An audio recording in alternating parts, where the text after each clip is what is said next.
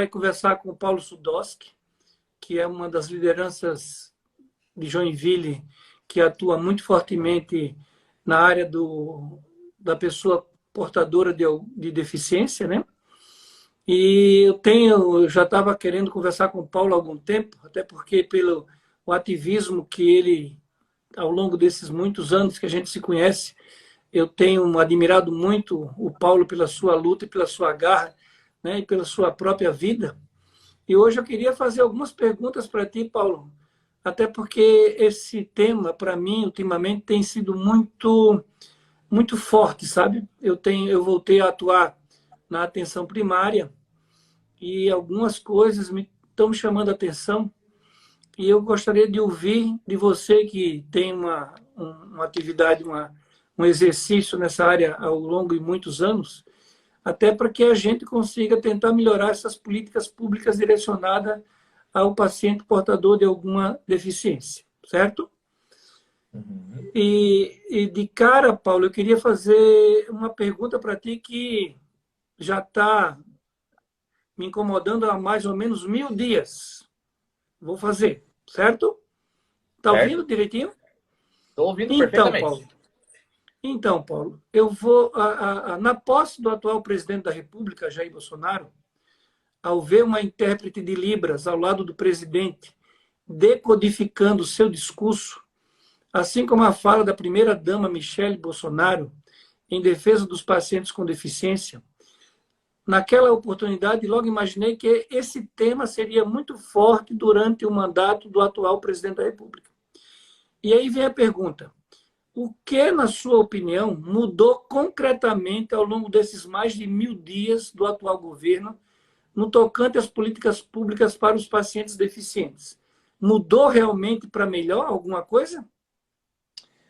Bom, primeiro, Douglas, eu quero parabenizar o Bolsonaro, porque ele é um excelente marqueteiro, né? Quando você coloca alguém fazendo Libras, fazendo língua brasileira de sinais ao seu lado, fazendo toda essa questão que a pessoa com deficiência, Douglas, chama muita atenção. A pessoa com deficiência é uma ótima bandeira. Meu amigo fala que a pessoa com deficiência é uma ótima ornamentação. Então, mudou bastante. Na verdade, o que acontece? As pessoas acham que hoje o governo Bolsonaro ele está fazendo grandes coisas em prol da pessoa com deficiência. No final das contas, ao mesmo tempo que ele coloca a Libras, coloca ali isso como um grande marketing, porque é muito bonito, né, dizer que eu trabalho a inclusão, que eu trabalho a pessoa com deficiência, mas por debaixo dos panos eu vou lá e ataco a lei de cotas de inclusão no mercado de trabalho, eu vou lá e desmonto o Conselho Nacional dos Direitos da Pessoa com Deficiência, eu vou lá e crio um decreto, o decreto da exclusão, que a inclusão é trabalhada aí pelo menos há 30 anos, Douglas, a inclusão na escola, para posterior inclusão no mercado de trabalho. E aí, quando se lança um decreto segregando, tirando essas crianças da sala de aula para colocar em salas exclusivas, que é o que a gente abomina aí muito. E o ministro da Educação diz que crianças com deficiência atrapalham essa deficiência na escola. Então mudou. O marketing mudou e muito. Só que a gente que está no meio, a gente que está na luta, a gente que conhece, a gente que mexe com isso a vida inteira, a gente sabe do desmonte do BPC, que é o benefício de prestação continuada, que também o marketing é muito bonito, né, que está sendo feito, porque o BPC, Douglas, pessoa com deficiência extremamente pobre, extremamente carente, extremamente em vulnerabilidade social, que vive com 1/4 do salário mínimo, aproximadamente, aí pouco mais de R$ 250, ela teria, na teoria, o direito a receber um salário mínimo por mês, depois de comprovar várias e várias coisas. E aí foi lançado, né, uma propaganda dizendo que esse valor aumentaria para meio salário mínimo. Mas, na verdade, quando a gente vai ler a lei, tem pessoas com 2 ou 3 anos sem receber nada, nenhum centavo do governo federal tendo direito, porque a lei foi alterada, a lei foi mudada. Então, na prática, Douglas, infelizmente, aquilo foi mais uma jogada de marketing, mais uma utilização indevida das pessoas com deficiência. O grande problema é que a grande massa, o grande público é enganado e acha que aquilo é uma grande verdade, mas aquilo, na verdade, é um grande engodo para enganar as pessoas com e sem deficiência. Infelizmente, sou obrigado, enquanto militante, enquanto pessoa com deficiência, né, enquanto ex-presidente de entidade de pessoa com deficiência, de presidente de conselho de pessoa com deficiência, alguém que já participou de conselho estadual, de conselho nacional de pessoa com deficiência. O desmonte que está acontecendo agora é o maior dos últimos 50 anos na nossa área também, como várias outras. Mas, Paulo, é muito importante ouvir a tua fala, até porque é uma pessoa que vive, viveu e vivencia na pele essa realidade, entendeu? Porque falar, ler livros e teorias é uma coisa, né? Mas ouvir de alguém essa avaliação, eu acho que é muito forte mesmo. E continuando nessa linha, Paulo, já que você falou, eu queria perguntar para ti, até imagino, mas você já até comentou rapidamente sobre isso nessa primeira pergunta que eu fiz, é o seguinte, o Brasil, no começo de 2019, a renda dos brasileiros, Paulo, ela caiu, 50% dos brasileiros caiu 18%, certo? E 1% dos mais ricos ficou com 10% em alta, certo? A pergunta para ti é o seguinte, como que a desigualdade social, como que a pobreza afeta e se encaixa a população deficiente nesse quadro de pobreza? Me conta, porque assim, ó, a gente parece que é uma associação, sabe? Aonde é que você encontra com essa pobreza aumentando no Brasil nesses últimos 3 anos? Como que a população deficiente ela teve a sua vida piorada ou melhorada ou não teve nenhum tipo de impacto? Me conta o que é que tu avalia nessa realidade que a gente vive hoje. Com certeza, Douglas. O empobrecimento da população, de forma geral, ele está absurdamente grande, né? O poder de compra das pessoas ele está sendo consumido dia a dia, e das pessoas com deficiência não é diferente. A vida da pessoa com deficiência, ela chega a ser muitas vezes, Douglas, o dobro de uma pessoa que não tem deficiência, porque muitas vezes ela tem que comprar muitos remédios, muitas vezes ela tem que gastar muito mais com transporte, muitas vezes ela tem que pagar um cuidador, depende, né? Cada deficiência, né? Não é o meu caso, né? Eu tenho deficiência visual, sou cego, moro sozinho, me viro muito bem, obrigado. Mas tem pessoas com deficiência que não têm essa oportunidade. Então, a vida acaba sendo extremamente mais cara. Então, esse empobrecimento está absurdo.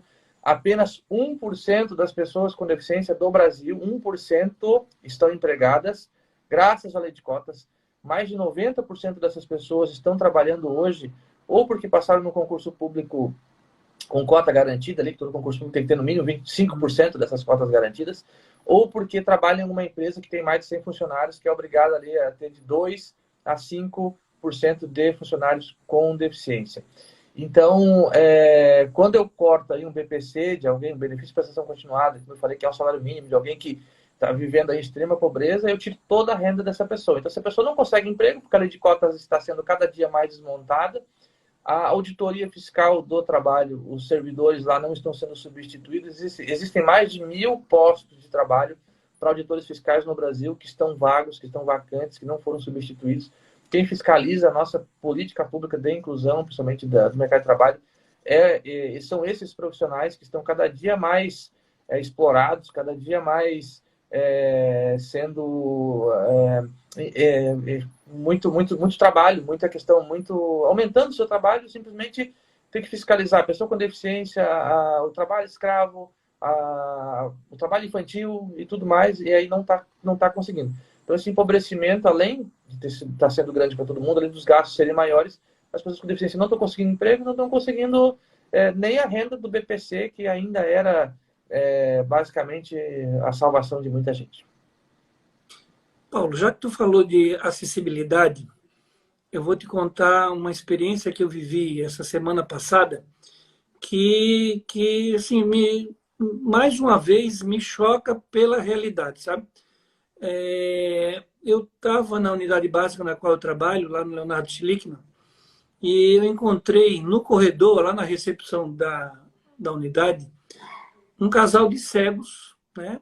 Eles vivem juntos, que foram até a unidade de saúde para pegar medicamentos de uso contínuo e para a realização de uma consulta médica.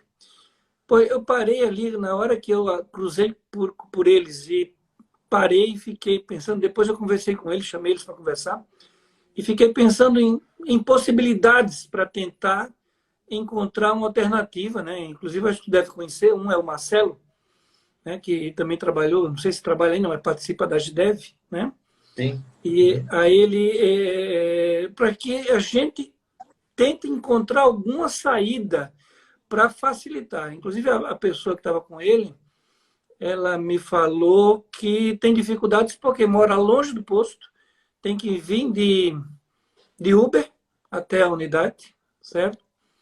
E isso tem custo, que o Uber hoje não está barato, né? Acho que nunca foi, mas como você falou, né? A população com deficiência já vive numa situação de dificuldade financeira, ainda mais ter que pegar medicamentos de uso contínuo e ter que pagar Uber para ir e voltar, a dificuldade toda essa que envolve, né? A pergunta para ti é o seguinte: tu conhece experiências no tocante à garantia na prática dessa acessibilidade, ou Paulo, principalmente na atenção primária, como a gente hoje está vivendo, e é o meu dia a dia, né? Minha rotina diária? Uhum. Não, Douglas, infelizmente possibilidades existem, né? Existe aí algumas tecnologias assistivas que podem ser utilizadas e tal, mas eu não vejo esse uso na prática.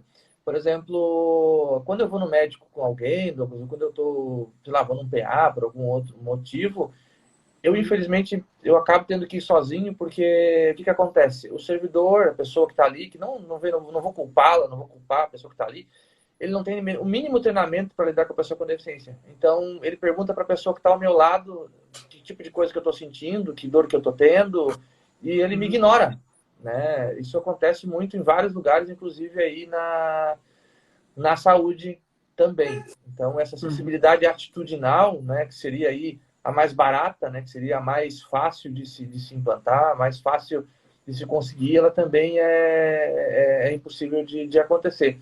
Hoje existem etiquetas que você pode colocar com código de barras atrás de um medicamento ali, e esse código ser convertido em voz.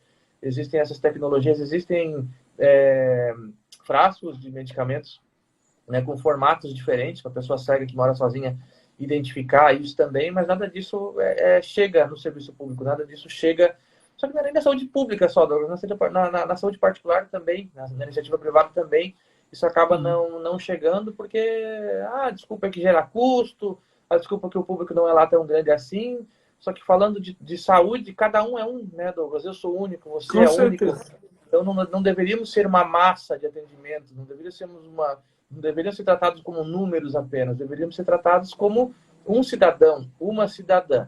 Então, realmente, é uma questão difícil, uma questão a ser trabalhada. Mas, por exemplo, Joinville, a gente tem servidores que poderiam estar fazendo esse trabalho, tem servidores que poderiam estar treinando outros servidores e também não são utilizados. Então, não são, né, são simplesmente deixados de lado, né? E como eu falei, acessibilidade atitudinal, que é treinar servidor, que é conversar, uma simples conversa.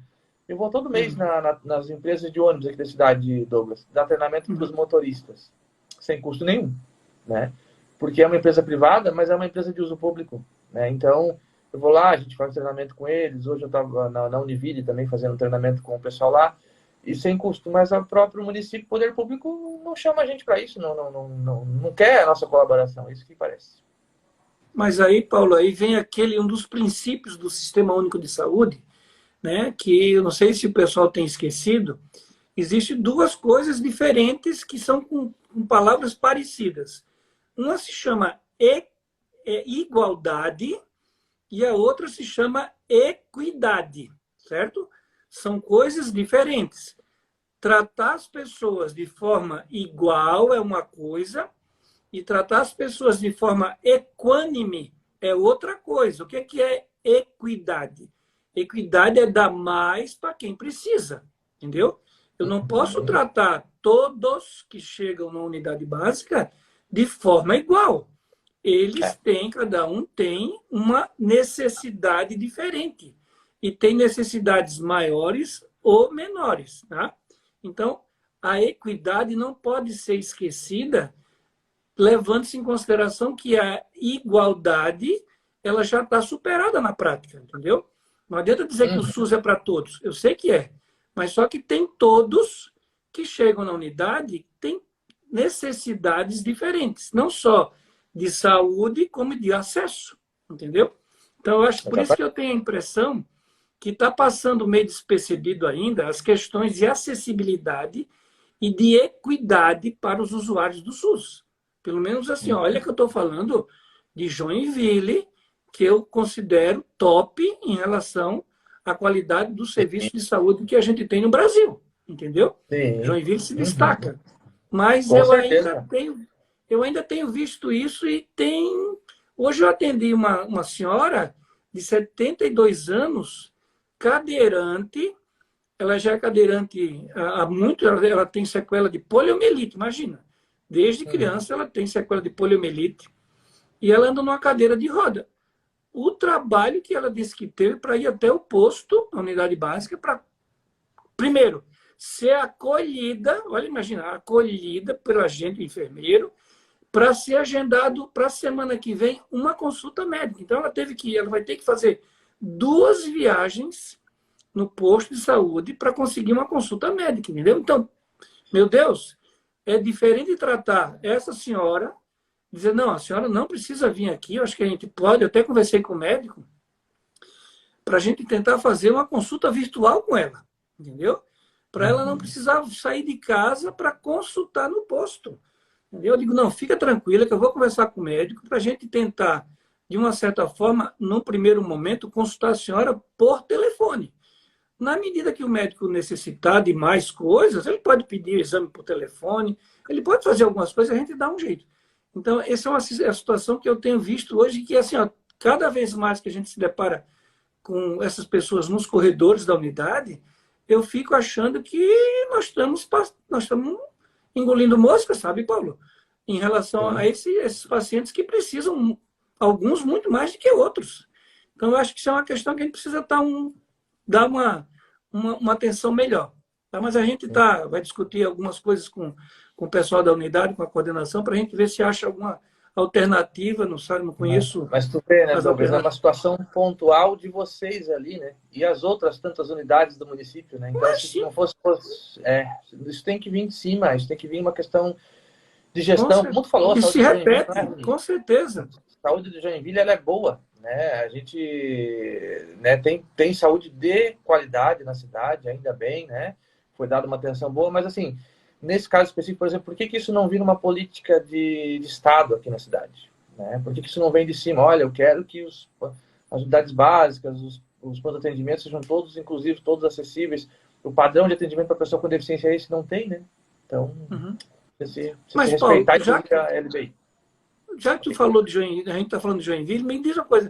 O que está sendo feito em Joinville, em especial, para garantir essa acessibilidade para as pessoas com deficiência visual?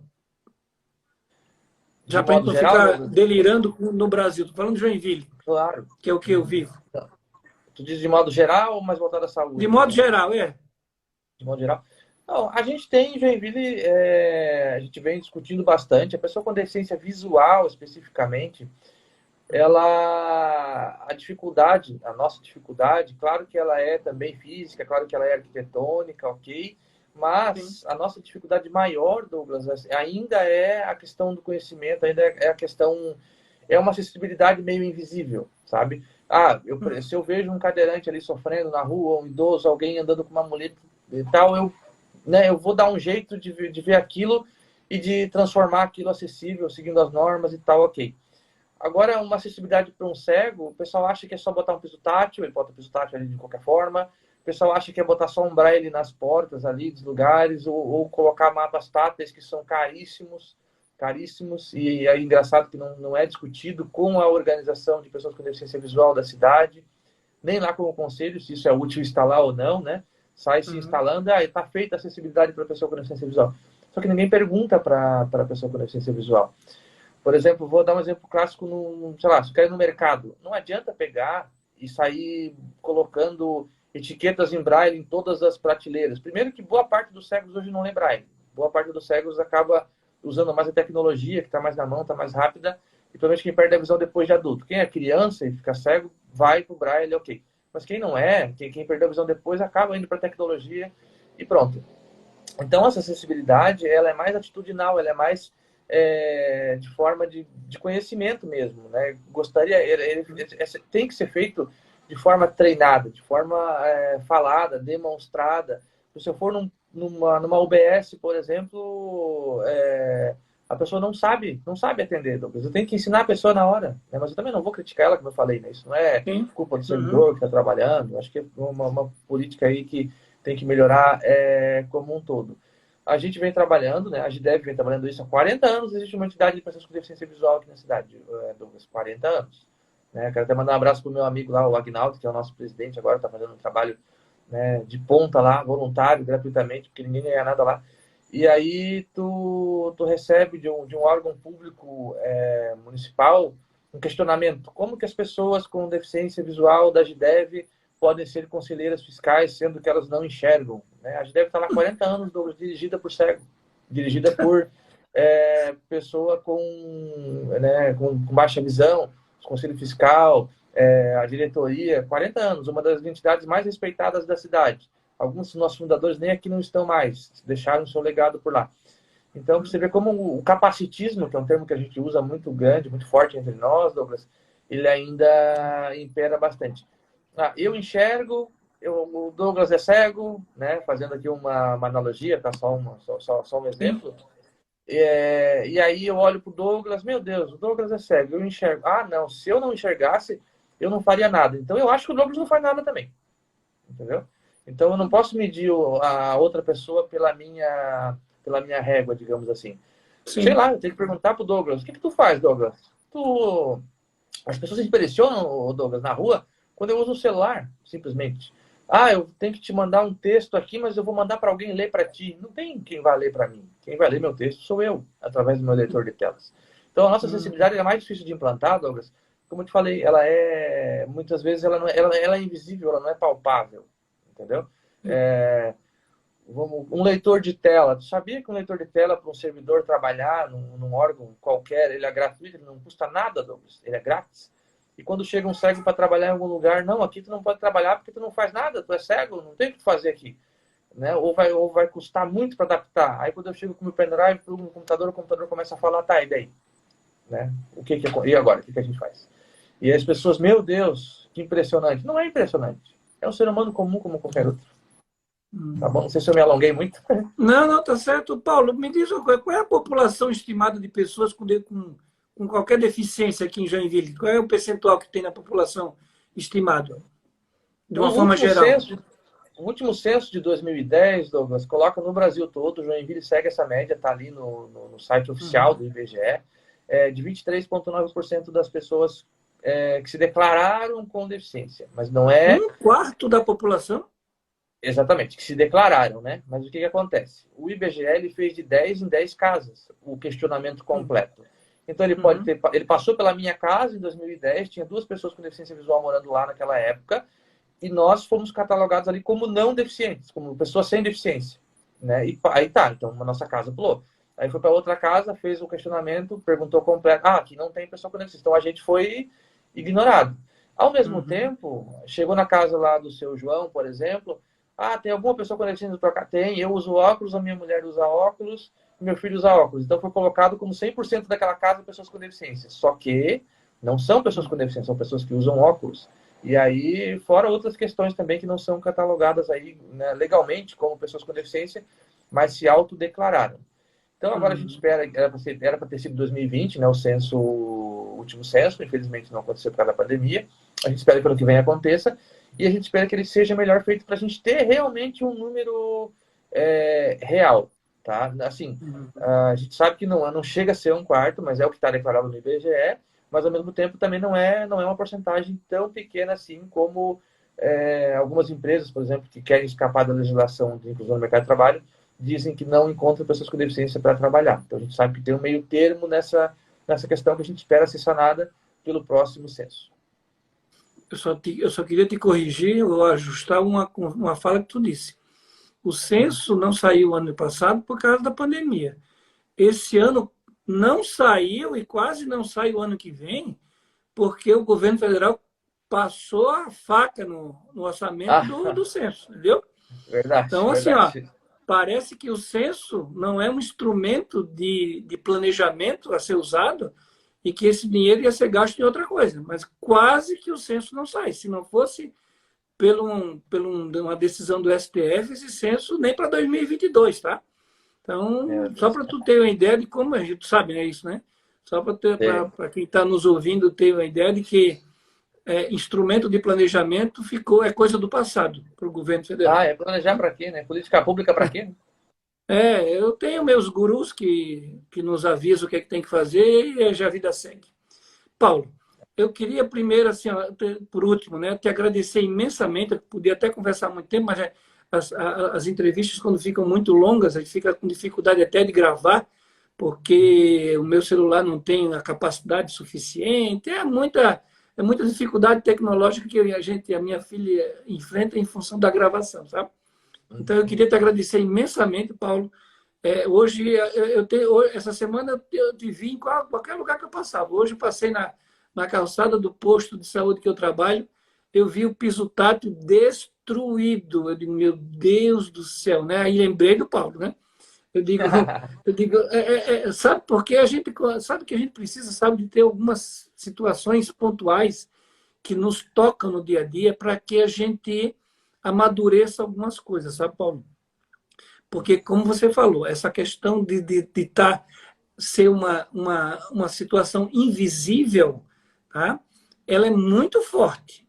E a gente só começa a se tocar quando a gente começa a se envolver no tema e ver que a gente não sabe nada, que a gente precisa pegar informações de quem conhece, de quem convive, para que a gente construa políticas, nem que seja de formiguinha. Mas a gente precisa ter uma fala e um parecer de vocês que vivem isso, para que a gente evolua, sabe? E isso tem me incomodado bastante. E eu te prometo que, enquanto eu estiver na atenção primária, eu vou incomodar as pessoas que estão no meu lado para que a gente consiga melhorar essa acessibilidade. Nem que seja naquela unidade que a gente trabalha, mas a gente precisa dar uma melhorada nisso, porque não está bom. Não está bom isso. Então, Paulo, muito obrigado mais uma vez. Eu acho que fica aqui a minha gratidão para ti. Eu te admiro há muito tempo, né? A gente já se conhece há algum tempo pelas lutas do passado. E aí fica meu agradecimento. Muito obrigado mesmo, tá? E eu queria deixar agora os minutinhos finais para a tua fala. Não, Douglas, eu que agradeço. Também te conheço há bastante tempo. Admiro muito o seu trabalho. Para mim é uma grande referência aí para a saúde de Joinville, né? Sei aí de todo o teu trabalho, sei de todo o teu esforço. Tenho certeza que tu está fazendo a diferença onde você está. E é isso mesmo, um trabalho de formiguinha, Douglas. Só o fato da gente estar aqui conversando, das pessoas que, né, te acompanham nas redes sociais e assistirem a nossa conversa, nosso diálogo aqui, elas já vão conhecer um pouquinho mais sobre a deficiência visual, e aí já vão com certeza começar a enxergar pessoas com deficiência em todos os lugares que elas passam, olham, vivem, caminham, e é isso que a gente quer mesmo. Obrigado mais uma vez. Paulo, deixa eu te fazer uma pergunta que eu escondi de ti e eu não te mandei para tu conhecer antes. Vamos lá. Eu quero saber de ti, eu quero que nos indique o nome de um livro que é referência, um livro não técnico, né? Lógico, né? Um livro que fala dessa situação para que a gente divulgue esse livro para que as pessoas conheçam um pouco mais dessa realidade. Qual é o livro que tu indica para a gente? Tem o livro do meu amigo Mário César da Silveira, que é o pai da Carol, né? ACDC, não é antes de Cristo, depois antes de Cristo. Da Carol e depois da Carol. Eu tenho esse Carol. livro. Uhum. Tem esse livro. Ele é um livro bem... ele é um romance, né, Douglas? Eu conheço. Ele é um romance. Ele é aqui da nossa cidade. Acabou indo lá pro Big Brother Brasil. O Mário é um cara lutador na acessibilidade do nosso município aí durante toda a vida aí da Carol. Ele fala de inclusão, ele fala de acessibilidade de uma forma leve, de uma forma tranquila, de uma forma que as pessoas entendam. Como tu falou, não adianta ler a norma da BNT. A norma da BNT, vamos deixar lá para os arquitetos, né, para a gente que é lá dos conselhos, né, o pessoal que está mais ligado à área, os engenheiros, esse pessoal, beleza.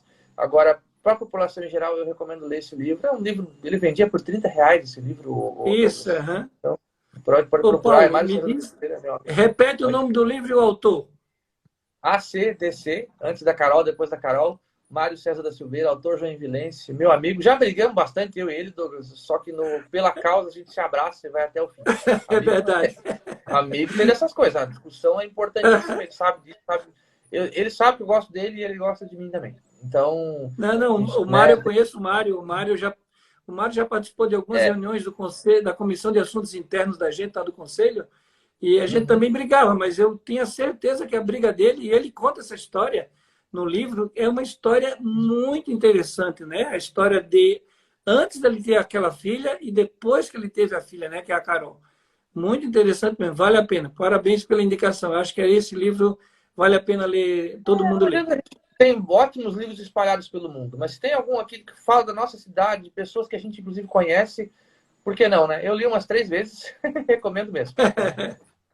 Mas é muito bonito o livro, eu li também. E tem Paulo, acessibilidade, tá, Douglas? Quem é cego, por acaso, quiser ver o livro, também tem, ele manda o PDF para a pessoa cega ler. Jura? Ai, que bom. Que exatamente. Bom. Paulo, muito obrigado, boa noite, né? Um bom resto de noite, uma boa semana para ti. Tá bom? Obrigado. Até a próxima. Muito obrigado.